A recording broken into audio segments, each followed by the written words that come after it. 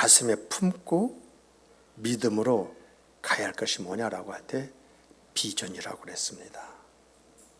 그런데 비전이라고 이렇게 이야기만 우리가 한다고 해서 그것이 비전이 되는 것이 아니기 때문에 어떻게 하면 그것이 우리의 실제 생활 속에 와 닿고 또 이루어질 수 있을 것인가 라고 할 때 그 1분기에 삶의 목적을 찾자라고 했습니다. 삶의 목적을 찾자. 정말 여러분과 제가 하루를 살아도 의미 있고 뜻 있는 생과 그 삶을 살아야 되지 않겠습니까?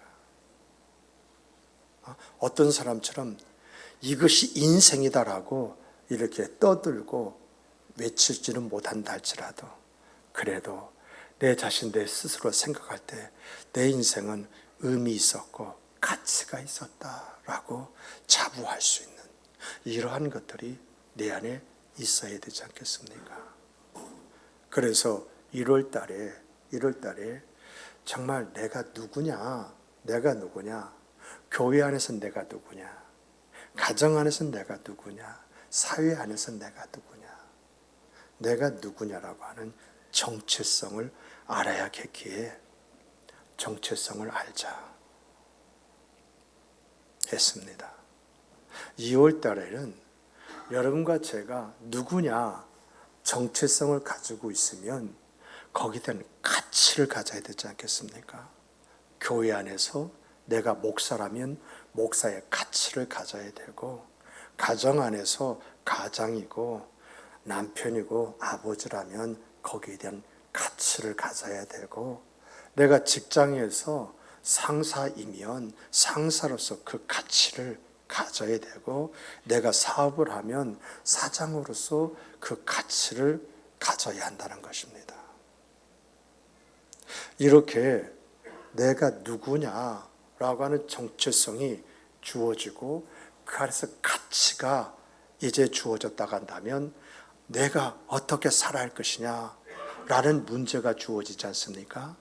그래서 3월 달에를 이제 방향성이라고 이렇게 이야기했습니다. 내가 이런 정체성을 가지고 이런 가치 있는 사람으로서 무엇을 바라보고 어떻게 살아야 할 것이냐.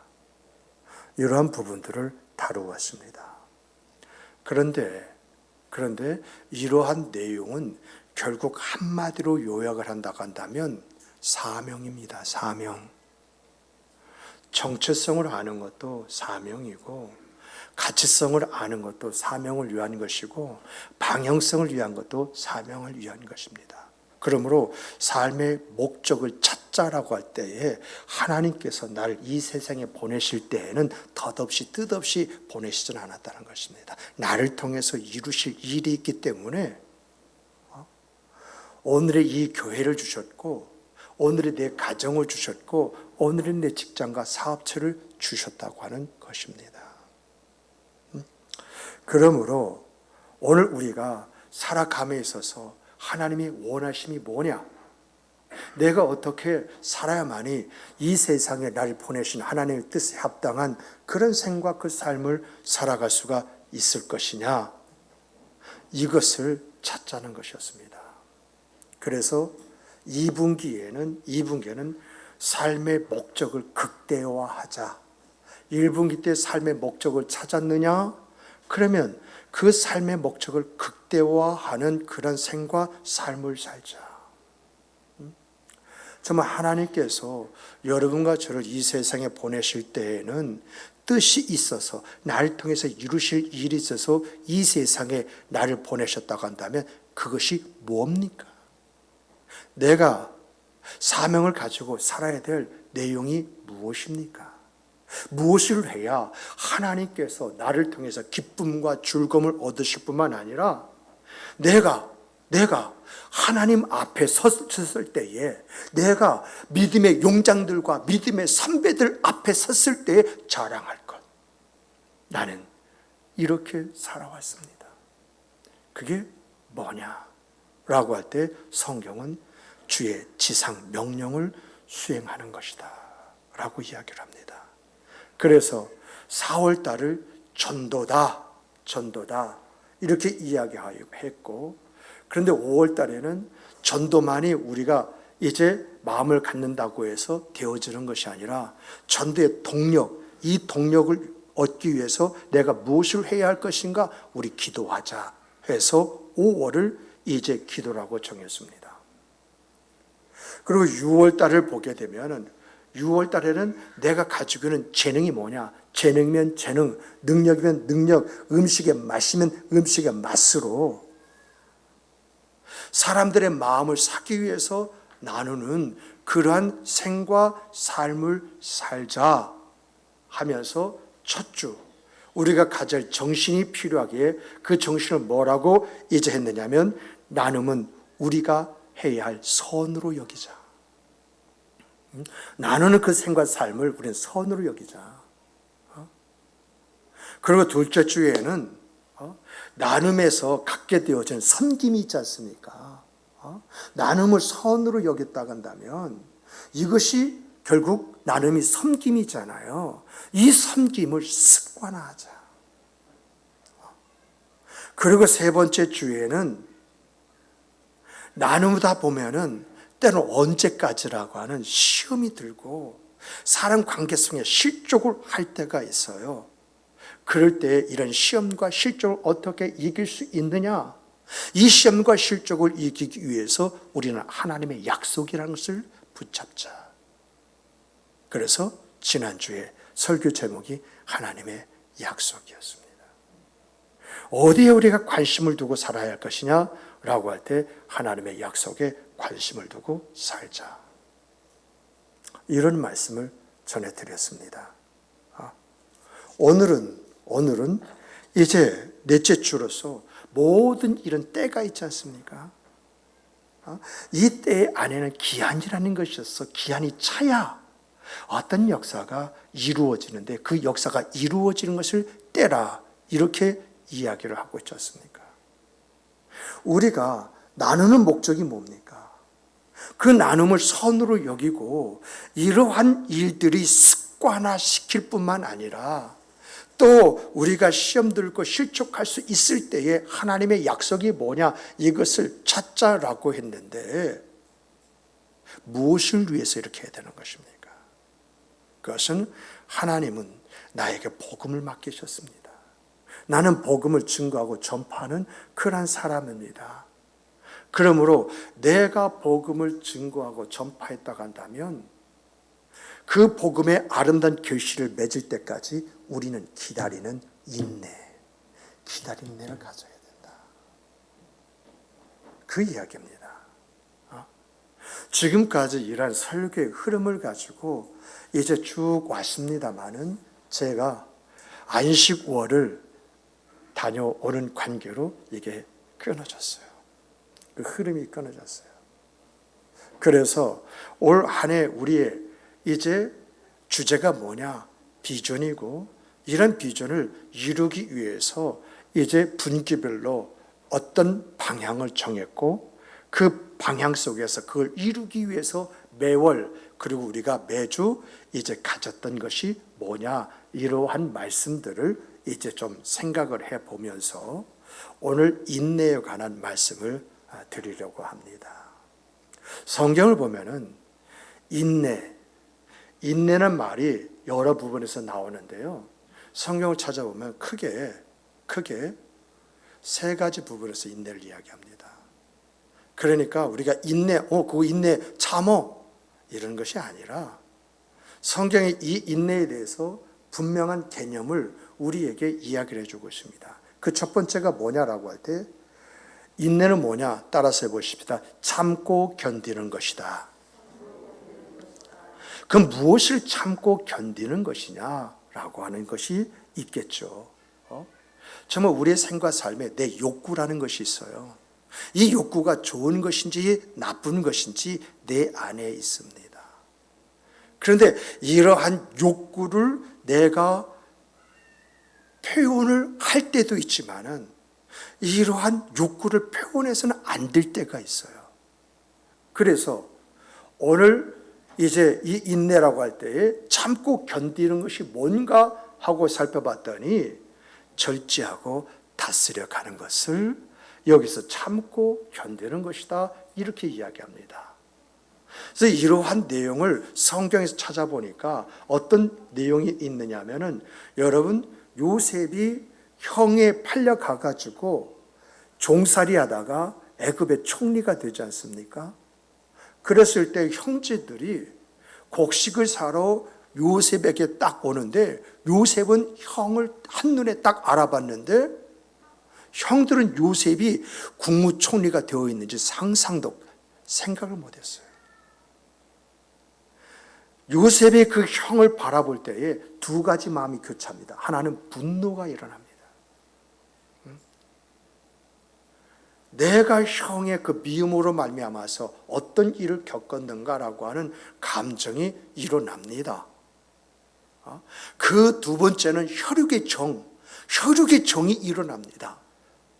근데 어떤 것이 크냐라고 할 때, 형이 나를 노예로 팔았다고 하는 감정보다도 혈육의 정이, 그래서 자기 동생 베냐민은 어떻게 되었는가, 이것이 제일 궁금합니다.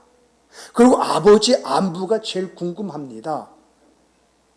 그래서 잠시 형제들을 물고, 그리고 울다가 자기 마음을 정리하고 자기 감정을 드러내고 나타내지 아니하고, 그리고 자기 동생과 그리고 아버지의 이제 안부를 묻지 않습니까? 이게 인내라는 것입니다. 그냥 어떤 상황 속에서 내 감정 팍 하고 들어, 너 그랬지라고 하면서 정지하고 내 힘으로 그걸 눌러버리는 것이 아니라, 여기 하나님의 뜻이 무엇이 있을까? 그러면서 자기가 추구하고자 하는 것을 하나하나 만들어가는 것, 이것이 인내라고 하는 것입니다. 두 번째로 보게 되어지면 억지하는 것을 말합니다. 억지하는 것. 이 억지하는 것은 어떤 것인가 하고 살펴보면, 야생마를 잡으면 제멋대로 되지 않습니까? 그래서 이 야생마를 길들이기 위해서 어떻게 합니까? 고삐를 매기도 하고 채찍으로 때리기도 하고, 그래서 굴복시키는 것처럼 하나님께서 이스라엘 백성이 정말 불신앙적으로 행동합니다. 이것을 다스리기 위해서 이방인의 손에 그들을 넘기시고, 그들이 잘못을 깨닫고 돌이킬 때 그들을 구원하시지 않습니까? 그래서 이렇게 하나님께서 그들의 방종을 이방이라고 하는 것을 통해서 억제시킴으로 인해서 그들이 하나님의 선민으로서 그 생과 삶을 살아가고 있지 않습니까? 이렇게 억제시키는 것을 인내다라고 이렇게 이야기하고 있다는 것입니다. 그런데 하나님도 자기 자신을 억제하는 것을 보게 됩니다. 다시 말하면 인내하시며 참는 것을 보게 되는데, 그 인내하고 참는 것에 대해서 이제 이사야서 48장 9절을 보니까 이런 말씀이 있어요. 내 이름을 위해서 내가 노하기를 더디할 것이며, 내 영광을 위해서 내가 참고 너희를 멸절하지 아니할 것이다. 하나님이 이런 말씀을 통해서 여러분과 저에게 보여주시는 것은, 선민 이스라엘일지라도 그 이스라엘이 하는 짓거리를 볼 때에 하나님이 지금 당장이라도 요조를 내고 싶은 마음이 간절하지만은, 자비하신 하나님의 이름을 위해서 화를 참으실 뿐만 아니라 장차 하나님 앞에 받으실 영광을 위해서 너희를 멸절하지 않겠다는 것입니다. 이것이 하나님의 인내라고 하는 거예요. 그리고 셋째를 보면은 뭐냐라고 할 때, 기다리고 바라는 것을 인내라고 합니다. 이 기다리고 바란다고 하는 것은 뭘 이야기하느냐라고 할 때 이런 것입니다. 여러분,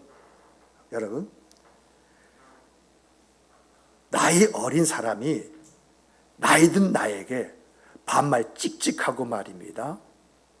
내가 무슨 말 하면 말을 탁 하고 잘라먹는 거, 그거 어떻게 생각하십니까? 여기서 기다리고 바라는 것은 어떤 것이냐라고 할 때, 나이 어린 사람이 나이 든 사람이나 윗사람에게 함부로 말하지 않고 그 노인이나 그리고 윗사람이 말할 때 끝까지 그 이야기를 듣고 경청하는 것을 이야기를 합니다. 그런데 성경에서 보니까 성경에서는 이러한 것이 바로 하나님 앞에서 여러분과 나의 자세가 되어야 되고 하나님 말씀 앞에서 나의 태도가 되어야 된다라고 이렇게 이야기하고 있다는 거예요. 하나님의 때가 아직 차지 않았는데 아직 기한이라고 하는 것이 남아있는데 그래서 참고 기다려야 되는데 하나님이 살아계시냐고 하나님이 있다면 이런 일을 왜 내가 겪어야 되느냐고 이렇게 말을 하거나 또 더 나가서 하나님 앞에 어떠한 행동 거절 나 하나님 안 믿겠습니다. 나 교회 안 다니겠습니다. 나 주일 안 하겠습니다. 이렇게 하지 말고 참고 기다리면 반드시 하나님의 때가 오게 되어지고 그 하나님의 때가 오면 내가 가질 믿음의 결과들 그것을 얻게 되어진다. 그러면 기다리고 바라는 것은 하나님 앞에서의 우리의 자세가 되어야 하며 또 기다리고 바라는 것은 하나님이 말씀하시면 그것이 약속이면 약속, 하나님께서 이루실 것이면 이루실 것, 이런 것이 이루어질 때까지 기다리는 나의 태도, 이것이 바로 인내라는 것입니다. 그런데 성경을 보니까 이렇게 인내하는 사람, 기다리고 바라는 사람, 이 기다리고 바라는 사람에 대해서 뭐라고 이야기하는지 이 사람이 바로 의인이다 이렇게 이야기하고 있다는 것입니다. 기다리고 바라는 사람이 누구냐? 의인이다. 그래서 성경에서 의인의 삶을 뭐냐라고 하는 것을 쫙 조사해 보면은 그 의인의 삶이 뭐냐라고 할 때에 바로 기다리고 바라는 사람, 이런 사람이 의인임을 보여주는데, 그런데 인내 있지 않습니까? 인내 이 부분을 하나하나 짤막하게 정리해서 하나의 표현을 한다면 인내는 뭐냐라고 할 때 따라서 해보십시다. 자기조절, 두 번째는 자기절제, 세 번째는 미래를 바라보는 자기 태도, 이게 인내라는 것입니다. 그러므로 여러분과 제가 이런 말씀 앞에서 성경에서 말하는 인내는 뭐냐? 인내는 이런 것이구나.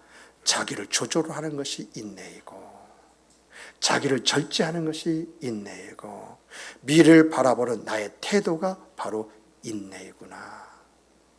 이러한 것들을 우리가 알 수 있는 것이죠. 그렇다고 한다면 오늘 본문 말씀은 몇 번째 해당하는 말씀이냐라고 할 때 세 번째, 기다리고 바라는 것을 여기에서 인내라 이야기하고 있는 것을 보게 됩니다. 그래서 1절에서부터 보면은 1절에 보십시오. 이러므로 우리에게 구름과 같이 둘러싼 허다한 증인들이 있으니 모든 무거운 것과 얽매기 쉬운 죄를 벗어버리고 인내로서 우리 앞에 당한 경주를 하며. 여기에서 구름같이 둘러싼 허다한 증인이라는 말은 뭘 이야기하느냐라고 할 때, 여러분과 저에게 믿음의 길을 열어주고 우리가 어떻게 믿음 생활을 할지 그 믿음의 본을 보여주며 믿음으로 승리한 인생을 살았던 믿음의 선배들이 여기에서 허다한 증인입니다. 이분들이 이 1절에서 우리 신앙생활을 응원한다는 거예요. 응원한다. 정말 여러분들은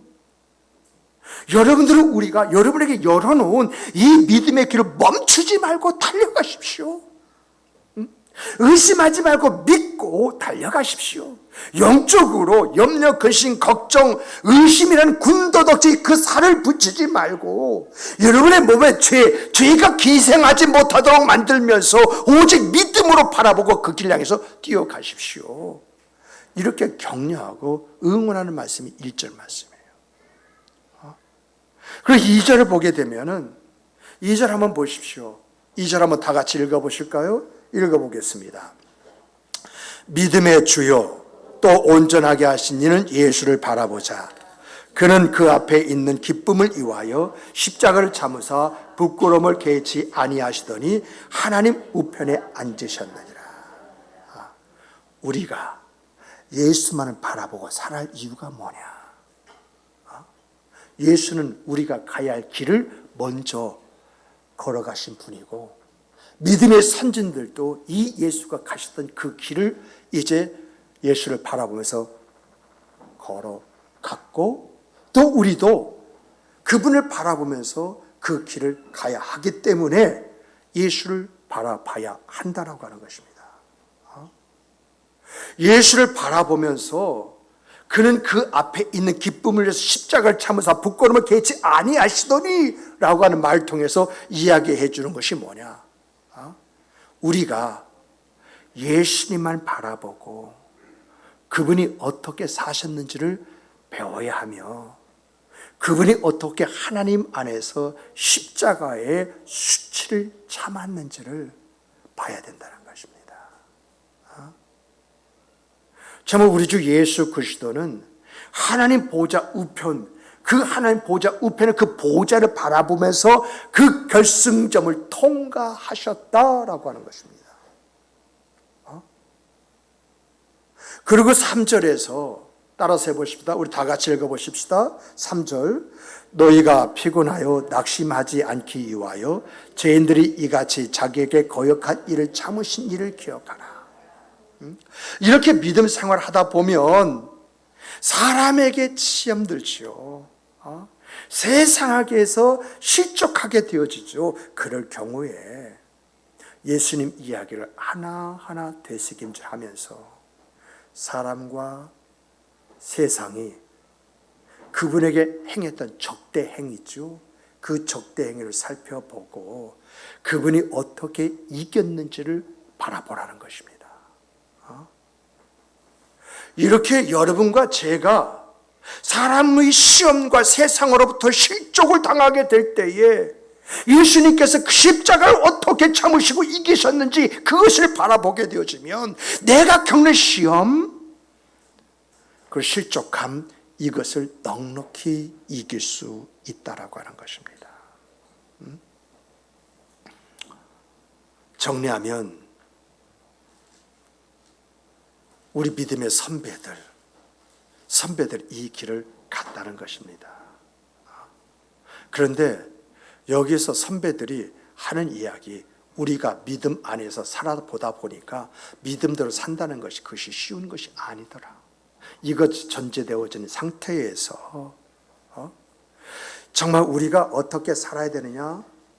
우리는 그런 일을 당했을 때에 오직 예수만 바라보면서 예수님께서 그 길을 어떻게 가셨는지 주목하고 예수님이 바라본 것 그것만 바라보고 갔다는 것입니다. 그랬더니 오늘 내가 그 예수와 함께 어디에 있어요? 낙원에 있더라라고 하는 것입니다. 그러므로 이 말씀이 우리에게 가르쳐주고자 하는 것은 믿음의 선배들이 믿음 안에서 이 길을 감으로 오늘에 이르게 되었는데 우리가 너희들에게 복음을 전파하지 않았느냐? 믿음의 길을 열어주지 않았느냐? 그러므로 너희가 이 세상을 믿음으로 살아간다고 할 때 그것이 쉬운 것이냐? 결코 쉬운 것이 아니다. 어려운 것이다. 그럴 때마다 너희들이 무엇을 바라보고 어떻게 이 세상을 이겨낼 수가 있느냐? 예수를 바라보라는 것입니다. 예수님께서 하늘 보좌를 바라보셨던 것처럼 믿음의 선배들도 하나님이 약속하신 그 약속의 나라를 바라보고 갔고, 이렇게 하나님이 약속하신 그 나라를 바라보면서 갔을 때에 예수님이 말씀하신 말씀대로 그대로 하나님께서는 역사하셨고 인도하셨음으로 말미암아서 너희들도, 여러분과 저도 이 땅에서 사람으로 말미암아 갖게 됐던 시험, 세상이 나에게 주는 그 실족, 여기에서 벗어나 약속하신 그 나라가 나의 나라가 될 때까지 인내하면서 그 길을 가라는 것입니다. 그런데 우리가 여기서 좀 주목할 것이 있습니다. 그게 뭐냐면은 하나님의 보좌, 하나님이 앉으신 그 옆에 있는 보좌, 그 보좌는 누구의 것입니까? 우리 주 예수 그리스도가 앉아 계셨던 자리지 않습니까? 그런데 왜 우리 주 예수 그리스도가 그 보좌를 버려두시고 이 땅에 오셔서 사람들에게 그런 고초를 당하셨고 십자가의 수치를 겪으셨느냐라고 하는 것입니다.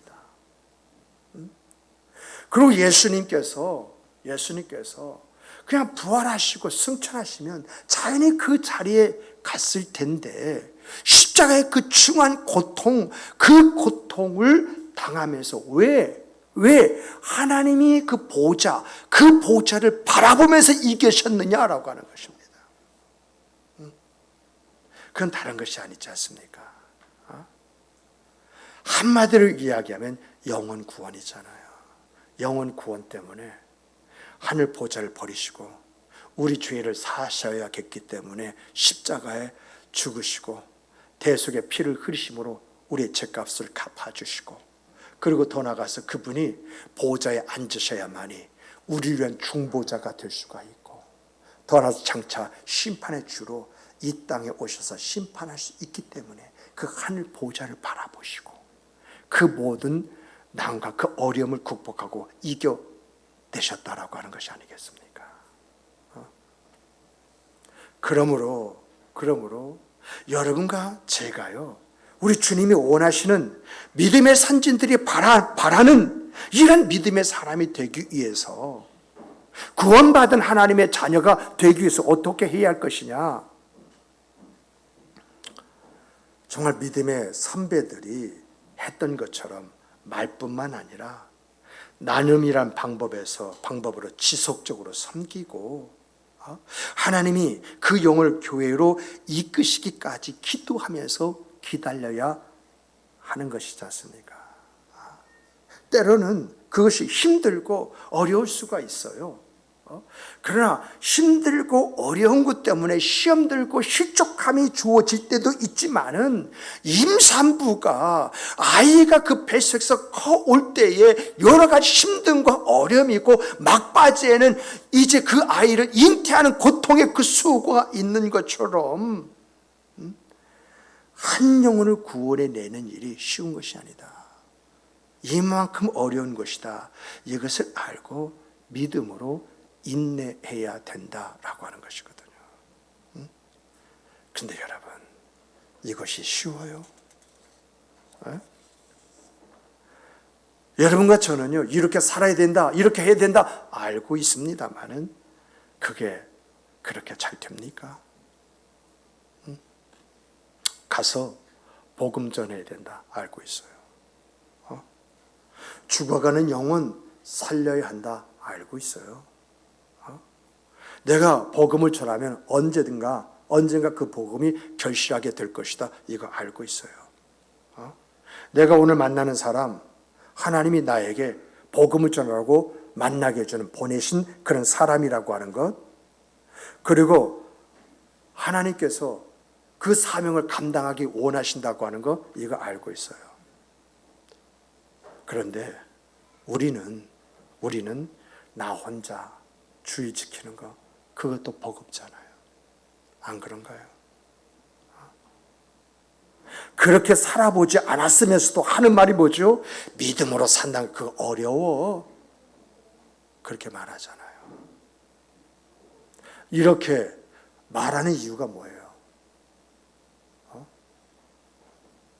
여러분, 사람을 너무 의식해서 그런 거 아닐까요? 예수님을 전하고 신앙을 이야기하면 이것이 빌미가 되어서 사람들의 말거리가 되지 않을까, 이런 염려가 있기 때문에 그런 것이 아닙니까? 어떤 불이익, 다툼, 관계 단절, 이러한 것이 먼저 앞서다 보니까 자연스럽게 움츠려 들고 그렇게 하지 못하는 것이 아닙니까? 저는 가끔 욥을 주목을 합니다. 그리고 욥과 세 친구의 설전을 좀 깊게 묵상해 보려고 애를 씁니다. 욥과 세 친구의 설전은 죄의 문제지 않습니까? 그런데 이걸 죄로 보지 않고 전도로 한번 보십시다. 복음을 전하는 것. 이것을 한번 보자는 것입니다. 그럼 욥은 복음을 전하려고 하는 사람이고 욥의 세 친구는 욥이 전하는 복음을 거부하고 자기 지식으로 자기 말을 합리화시키면서 욥을 설득시키려고 하는 그런 사람이 아닙니까? 그래 누가 옳았습니까? 누가 영혼을 구원한 사람이 되었습니까? 왜 욥이 갑절의 축복을 받았습니까? 성경은 이렇게 말합니다. 복음을 전하다 보면은 핍박도 오지만 복도 주어진다라고 이렇게 이야기합니다. 그래서 성경은 이런 말씀을 해요. 계시록 22장 12절 보면은 보라 내가 속히 오리니 왜 속히 와요? 내가 줄 상이 내게 있어 각 사람이 일한 대로 갚아 주시려고 한다고 말하고 있습니다. 속히 오신대. 그날을 주님께서 손꼽아 기다리고 계신다는 거예요. 근데 왜 이렇게 손꼽아 기다리시느냐라고 할 때 예수님께는 각 사람이 줄 상들이 있는데 정말 그 사람이 일한 대로 그것을 갚아주시기 위해서 손꼽아 기다리고 계시다는 거예요. 그런데 이렇게 손꼽아 기다리시면서 갚아주시기 위해서 손꼽아 기다리시는데 정말 무엇을 갚아주시려고 하시느냐라고 할 때에 많은 사람들을 옳은 대로 도르게 한 자는 별과 같이 영원히 빛나리라. 별과 같이 영원히 빛나게 하시기 위해서. 또 더 나가서 그때의 의인들은 자기 아버지 나라에서 해와 같이 빛이 나리라. 여기서 별과 같이 비치고 해와 같은 빛이 뭐냐라고 했을 때 저는 성경을 찾아보면서 멸류관을 보면서 이것을 주목했습니다. 여러분 어떤 사람에게 생명의 멸관이 주어질까요? 어떤 사람에게 의의 멸관이 주어질까요? 생명의 멸류관은 생명을 구원한 사람에게 주어지는 멸류관이고 의의 멸류관은 주님께서 주시는 그 사명을 감당한 사람에게 주시는 멸류관이 의의 멸류관이지 않습니까? 그래서 하늘의 별의 빛과 같이 해의 빛과 같이라고 하는 것은 뭐냐라고 할 때 여러분 우리가 생명의 멸류관을 쓴다고 할 때 의의 멸류관을 쓴다고 할 때 그 빛이 얼마나 강하고 아름답겠습니까? 그래서 저는 이제 별빛과 같이 햇빛과 같이 이렇게 우리를 세워주신다 이것을 갚아주신다라고 할 때 우리 주님은 나에게 생명의 멸류관 의의 멸류관을 써주시기를 정말 고대하고 계시구나. 그날이 오기를 손꼽아 기다리고 계시구나. 이러한 것들을 생각을 해보게 되는 것이거든요. 근데 이것뿐만입니까? 이것뿐만 아니라 마가복음 10장 30절에 이런 말씀이 있어요. 금세에 있어 집과 형제와 자매와 모친과 자식과 전토를 100배나 받되 핍박을 겸하여 받고 내세에 영생을 받지 못할 자가 없다라고 이렇게 이야기하고 있습니다. 다시 말하면 여러분과 제가 복받기 원하잖아요. 하는 일이 좀 형통해지기 원하잖아요. 그리고 부모와 형제끼리 의좋고 사이좋게 아름답게 살기를 원하잖아요. 이런 형통함이 어디 있느냐? 이런 형통함이 전도 속에 있다고 하는 것이고요. 이런 사람 내가 영생을 받았을까 받지 못해 염려할 필요가 없다는 걸 보장을 해주신 거예요. 너는 영생 받았어. 네가 전도한 바로 그 사람이 바로 너의 증인이야. 이 이야기거든요. 정말 여러분들에게, 이제는 여러분과 저에게 이런 은혜와 은총, 이런 복이 있기를 주님의 이름으로 축복합니다. 정말 이 땅에서의 삶의 형통함이 뭐냐? 내가 이랬더니 하나님께서 내 길을 열어주시고 인도해 주시고 나로 하여금 오늘에 있게 하셨다라고 하는 이러한 고백, 정말 이런 간증이 여러분의 입에서, 내 입에서 나오는 고백되기를 정말 주님의 이름으로 축복합니다. 축복합니다.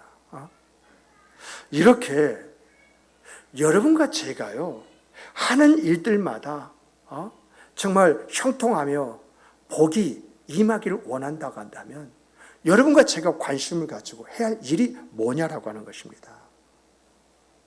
정말 여러분, 오늘서부터 내가 정말 전도를 해야 된다면 이 전도가 사람을 끌고 와서 이 자리에 앉히는 것이 아닙니다. 전도, 예수 그리스도의 복음을 전하는 것이 전도잖아요. 그 사람이 듣든지 말든지 나는 늘 만나면 그 복음을 전하고 이 사람이 무언가 깨닫고 알 수 있도록 어떻게 해야 됩니까? 내가 나눔이라고 하는 것을 선으로 여기고 그리고 더 나가서 내가 기도로서 준비하면서 혹이나마 내가 시험과 실족을 들 때 하나님의 약속, 내가 붙들을 말씀이 무엇인가 그 말씀을 찾으면서 나아갈 때에 그런 하나님의 역사, 그런 것이 있다는 이야기가 아니겠습니까? 그러므로 정말 여러분과 저는요, 정말 하나님 안에서 내가 복된 그 생과 그 삶을 살아간다고 한다면 그냥 막연하게 복 주십시오, 은혜 주십시오, 내 삶을 형통하게 해주십시오 라고 말하기보다는 내가 무엇을 어떻게 해야 그런 은혜를 얻을 수 있는가, 내가 그 복된 그 생과 삶을 살아갈 수 있는가 라고 하는 것, 이라는 것을 깊이 있게 생각하면서 하나님의 원하심이 바로 오늘 이 자리에 있는 여러분과 저의 생과 삶이 되기를 주님의 이름으로 축복합니다. 축복합니다. 축복합니다. 기도하시겠습니다.